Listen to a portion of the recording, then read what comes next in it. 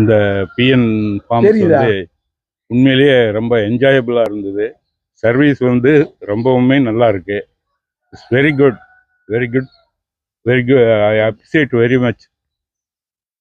Thank you very much. Food எல்லாமே நல்லா இருந்தது. ஃபுட் எல்லாமே சூப்பர், சூப்பர் குவாலிட்டி. எக்ஸ்பெக்ட் பண்ண மாதிரி தான் இருந்தது. லைக் ரொம்ப டிஃப்ரெண்ட்டான experience. Hospitality it's to the peak.